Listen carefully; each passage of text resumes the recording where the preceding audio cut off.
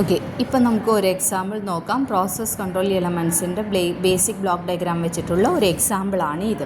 ഇപ്പോൾ ഈ എക്സാമ്പിളിനകത്ത് നോക്കിക്കഴിഞ്ഞെങ്കിൽ ഈ പൈപ്പ് ലൈനിൽ ഒരു ഫ്ലോ വന്നിട്ട് നടക്കുന്നുണ്ട്.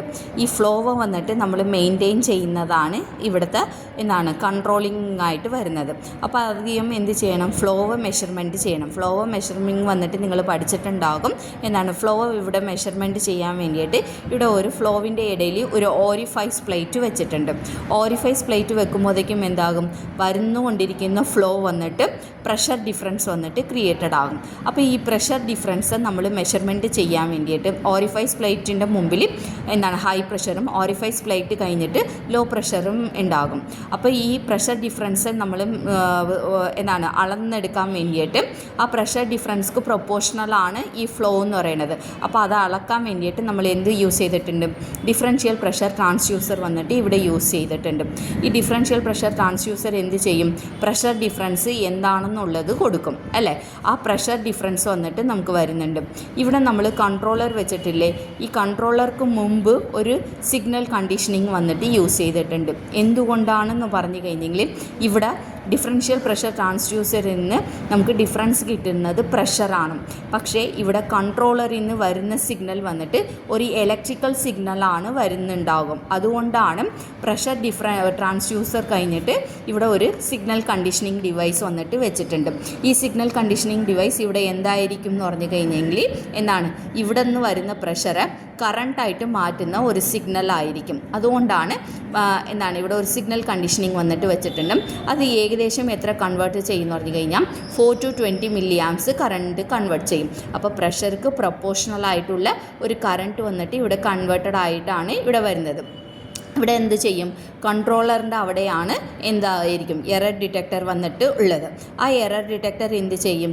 ഈ പ്രഷർക്ക് പ്രൊപ്പോർഷണലായിട്ടുള്ള കറണ്ട് വരുന്ന സിഗ്നലെയും നമ്മളുടെ ആവശ്യമായിട്ടുള്ള സെറ്റ് പോയിൻറ്റിൻ്റെയും കമ്പാരിസൺ ചെയ്യും. സെറ്റ് പോയിൻ്റ് എന്ന് പറഞ്ഞതും ഇവിടെ ഇലക്ട്രിക്കലാണ്. ഓക്കെ, ഇവിടെ വരുന്ന മെഷർമെൻറ്റും ഇലക്ട്രിക്കലാണ്. അപ്പോൾ ഈ ഇതെയും എന്ത് ചെയ്യും? എറർ ഡിറ്റക്ടർ വെച്ചിട്ട് എറർസ് ഉണ്ടാകുന്ന നോക്കും. ആ വരുന്ന എറർ സിഗ്നൽ ആണെന്നുണ്ടെങ്കിലും എന്ത് തന്നെയായിരിക്കും? രണ്ട് ഇലക്ട്രിക്കൽ അല്ലേ കമ്പാരിസൺ ചെയ്യുന്നത്. അപ്പോൾ വരുന്നതും ഇലക്ട്രിക്കൽ സിഗ്നൽ തന്നെയായിരിക്കും വരുന്നത്. പക്ഷേ ഇവിടെ ലാസ്റ്റായിട്ട് നമ്മൾ ഫൈനലായിട്ടുള്ള ഒരു കൺട്രോൾ എലമെൻ്റ് എന്ന് പറഞ്ഞില്ലേ? അതായത് ഈ ഫൈനൽ കൺട്രോൾ എലമെൻറ്റ് ഇതെന്ന് പറയുമ്പോഴേക്കും ഇവിടെ ഒരു കൺട്രോൾ വാൾവാണ്. കൺട്രോൾ വാൾവ് വർക്ക് ആകണമെന്നുണ്ടെങ്കിൽ ഒരു ഇലക്ട്രിക്കൽ സിഗ്നൽസ് വന്നിട്ട് നമ്മൾ കൊടുക്കാൻ പറ്റത്തില്ല. ഒരു പ്രഷർ സിഗ്നൽസ് മാത്രമേ നമുക്ക് കൊടുക്കാനായിട്ട് നമുക്ക് പറ്റത്തുള്ളൂ. അപ്പം നമ്മൾ എന്ത് ചെയ്യും? കൺട്രോളർ വന്നിട്ട് എറർ ഡിറ്റക്ടർ വെച്ചിട്ട് എറർ ഉണ്ടാകുമെന്ന് നോക്കുന്നുണ്ട്. ആ എറർ സിഗ്നലും എന്ത് തന്നെയായിരിക്കും? ഇലക്ട്രിക്കൽ സിഗ്നൽ തന്നെയായിരിക്കും അല്ലേ? കൺട്രോളറിൽ നിന്ന് വരുന്ന സിഗ്നലും ഇലക്ട്രിക്കൽ സിഗ്നൽ തന്നെയായിരിക്കും. ആ ഇലക്ട്രിക്കൽ സിഗ്നലെ കൊണ്ടുപോയിട്ട് കൺട്രോൾ എലമെൻറ്റിക്ക് കൊടുക്കണം. പക്ഷേ ഇവിടെ യൂസ് ചെയ്തിരിക്കുന്ന കൺട്രോൾ എലമെൻ്റ് എന്ന് പറയുന്നത് ഒരു കൺട്രോൾ വാൽവാണ്. ആ വാൽവ്ക്ക് പ്രഷറാണ് ഇൻപുട്ടായിട്ട് കൊടുക്കേണ്ടത്. അപ്പോൾ പക്ഷേ എന്ത് ചെയ്യും? നമ്മൾ ഈ കൺട്രോളറിൽ നിന്ന് വരുന്ന എറർ സിഗ്നൽ അഗെയിൻ എന്ത് ചെയ്യും? പ്രഷറായിട്ട് മാറ്റുന്ന ഒരു സിഗ്നൽ കണ്ടീഷണർ വെക്കും. അതായത് ഇതിൻ്റെ മുമ്പും ഒരെണ്ണം വെക്കുന്നുണ്ട്, ആവശ്യമുള്ളത് കൊണ്ട് ഇതിൻ്റെ പുറകിലും നമ്മൾ വെക്കുന്നുണ്ട്. അവിടെ എന്തായിരിക്കും? വരുന്ന കറണ്ട് പ്രഷറായിട്ട് കൺവേർട്ട് ചെയ്യുന്നുണ്ട്. ഇതും ഒരു സിഗ്നൽ കണ്ടീഷണറാണ്. അപ്പോൾ സിഗ്നൽ കണ്ടീഷണർ എവിടെയൊക്കെ ആവശ്യങ്ങൾ വരുന്നുണ്ടോ അവിടെയൊക്കെ നമ്മൾ യൂസ് ചെയ്യും. ഇവിടുത്തെ സിഗ്നൽ കണ്ടീഷണർ എന്ത് ചെയ്ത്? വരുന്ന പ്രഷറെ ഇലക്ട്രിക്കലായിട്ട് മാറ്റിയെടുക്കുന്ന ഒരു സിഗ്നൽ കണ്ടീഷണറാണ് യൂസ് ചെയ്തിരിക്കുന്നത്. ഇവിടുത്തെ സിഗ്നൽ കണ്ടീഷണർ എന്ന് പറയുമ്പോഴേക്കും വരുന്ന ഇലക്ട്രിക്കൽ സിഗ്നൽ പ്രഷറായിട്ട് മാറ്റുന്ന സിഗ്നൽ കണ്ടീഷണറായിട്ട് നമ്മൾ യൂസ് ചെയ്തിട്ടുണ്ട്. അപ്പോൾ 4 to 20 മില്ലി ആംപ്സ്ക്ക് സിഗ്നൽ പ്രൊപ്പോർഷണലായിട്ടുള്ള ഒരു പ്രഷർ സിഗ്നൽസ് വന്നിട്ട് പ്രൊഡ്യൂസ്ഡ് ആകും. ആ വരുന്ന എറർ സിഗ്നൽ അനുസരിച്ചിട്ട് കൺട്രോൾ വാൾവ് എന്ത് ചെയ്യും? മൂവ്മെൻറ്റ്സ് ആയിട്ട് നമുക്ക് ആവശ്യമായിട്ടുള്ള ഫ്ലോ വന്നിട്ട് മെയിൻറ്റെയിൻ ചെയ്യുന്നതായിരിക്കും. ഈ ഒരു എക്സാമ്പിൾക്ക് ഉള്ള ഒരു ബ്ലോക്ക് ഡയഗ്രാമാണ് ഇവിടെ വരച്ചിരിക്കുന്നത്. ഫസ്റ്റ് വൺ പ്രോസസ്സ് നടക്കുന്നുണ്ട്. ഇവിടെ പ്രോസസ്സ് ഫ്ലോയാണ് മെയിൻറ്റെയിൻ ചെയ്യേണ്ടത്. ആ പ്രോസസ്സിൽ നിന്ന് വരുന്ന സിഗ്നൽ നമ്മൾ മെഷർമെൻറ്റ് ചെയ്യണം. ഇവിടെ മെഷർമെൻറ്റ് ചെയ്യാൻ വേണ്ടിയിട്ട് ഡിഫറൻഷ്യൽ പ്രഷർ ട്രാൻസ്ഡ്യൂസർ അല്ലേ യൂസ് ചെയ്തിരിക്കുന്നത്, അത് വരയ്ക്കാം. അത് കഴിഞ്ഞിട്ട് ഇത് കഴിഞ്ഞിട്ട് ഇവിടെ ഒരു ബോക്സും കൂടി ഇടണം. സിഗ്നൽ കണ്ടീഷണർ എന്ന് പറഞ്ഞാൽ ഒരു ബോക്സും കൂടി നമ്മൾ ഇടണം കേട്ടോ.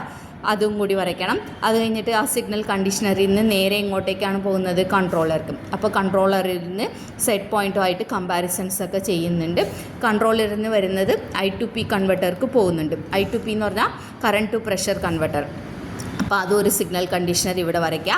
അത് കഴിഞ്ഞിട്ട് ഫൈനൽ കൺട്രോൾ എലമെൻറ്റിക്ക് പോകുന്നുണ്ട്. ഫൈനൽ കൺട്രോൾ എലമെൻറ്റ് ഇവിടെ ആരാണ്? കൺട്രോൾ വാൾവാണ്. ആ കൺട്രോൾ വാൾവാണ് എന്ത് ചെയ്യും? പ്രോസസ്സിൻ്റെ ഫ്ലോ വന്നിട്ട് കൺട്രോൾ ചെയ്തിട്ട് നമുക്ക് ആവശ്യമായിട്ടുള്ള സെറ്റ് പോയിൻറ്റ് നമ്മൾ മെയിൻറ്റെയിൻ ചെയ്യും. ഈ ലൂപ്പ് ഇങ്ങനെ കണ്ടിന്യൂസ് ആയിട്ട് ഇങ്ങനെ നടന്നുകൊണ്ടേയിരിക്കും. ഓക്കെ, നമ്മുടെ ആവശ്യമായിട്ടുള്ള സെറ്റ് പോയിൻറ്റ് മെഷർമെൻറ്റ് ചെയ്തിട്ട് മെയിൻറ്റെയിൻ ചെയ്തുകൊണ്ടേയിരിക്കണം. അതിന് വേണ്ടിയിട്ടാണ് ഈ ഒരു കണ്ടിന്യൂസ് ആയിട്ടുള്ള ഒരു ലൂപ്പ് വന്നിട്ട് നമുക്ക് നടക്കുന്നത്. ഓക്കെ, ഇതാണ് ബേസിക് ബ്ലോക്ക് ഡയഗ്രാമിൻ്റെ ബേസിക് എലമെൻറ്റ്സ് എന്ന് നമ്മൾ പറയണത്. ഓക്കെ.